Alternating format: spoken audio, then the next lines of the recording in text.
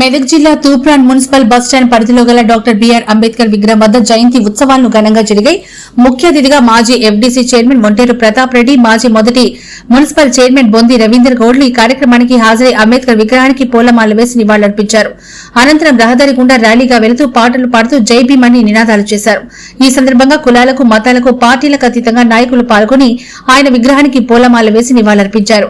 ఈ జయంతి వేడుకల్లో Toopran SI Sivanandam, police సిబ్బంది, మాజీ కౌన్సిలర్ తలారి మల్లేష్, సంఖ్య యాదగిరి, రామ్మోహన్ గౌడ్, మల్లికార్జున గౌడ్, కమ్మరి శ్రీధర్, జానకి రాములు గౌడ్, చింతల దశరథ, ఎండీ సత్తార్, అంబేద్కర్ సంఘం నాయకులు వెంకటేష్, మన్నే శ్రీనివాస్, నర్సింహులు, సత్యనారాయణ, యూత్ సభ్యులు పాల్గొని విజయవంతం చేశారు.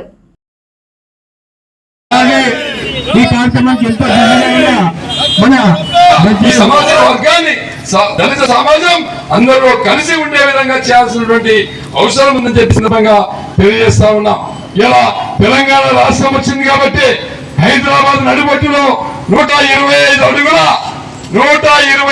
అంబేద్కర్ గారిని స్థాపించుకున్నామంటే అది కేసీఆర్ గారు తెలంగాణ ఇచ్చింది తెచ్చి తెలంగాణ స్ఫూర్తిని రాజ్యాంగంలో పెట్టినటువంటి విశ్వసనీయతతో కేసీఆర్ గారు 125 అడుగుల అంబేద్కర్ యొక్క స్టాచ్యూని పెట్టుకోవడం జరిగింది.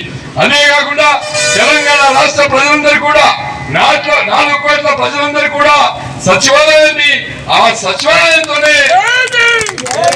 సచివాలయంతోనే పరిపాలన అందించేటువంటి సచివాలయాన్ని కూడా బాబాసాహెబ్ అంబేద్కర్ గారు అంబేద్కర్ గారి స్ఫూర్తి ఎలా ఉంది?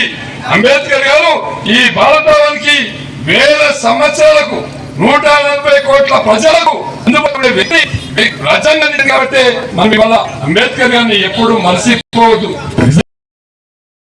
ధన్యవాదాలు, నమస్కారాలు తెలియజేస్తా ఉన్నాను.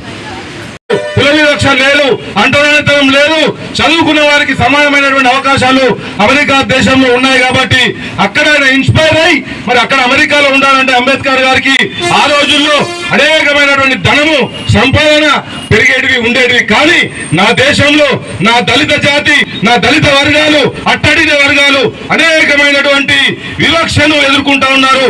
మంచినీళ్ళు తాగాలంటే కనీసం చెరువులోకి వెళ్ళి బట్టలు ఎత్తుకోవాలంటే కూడా ఆ రోజు చెరువును ముట్టుకుంటే కూడా అనేకమైనటువంటి శిక్షలు ఉండేవి. కాలేజీలో చదువుకుంటే ఒక మట్టి కుండలో నీళ్లుంటే మరి ఆ కుండలో నుంచి నీళ్లు తీసుకోవాలంటే కూడా ఎవరో అగ్రకులాల వాళ్ళు అక్కడ ఉండేటువంటి అటెండర్ ప్యూను మరి ఆయన పైనుంచి వస్తే దోషులు పట్టుకొని తాగే పరిస్థితి ఇది.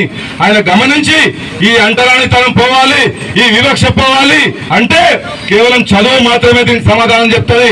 చదువుకుంటే తప్ప మనం దీన్ని జయించలేమని ఆయన ఉన్నతమైనటువంటి చదువులు చదివి అనేక మందికి మన లాంటి ఆయన గురించి చెప్తే సరిపోదు.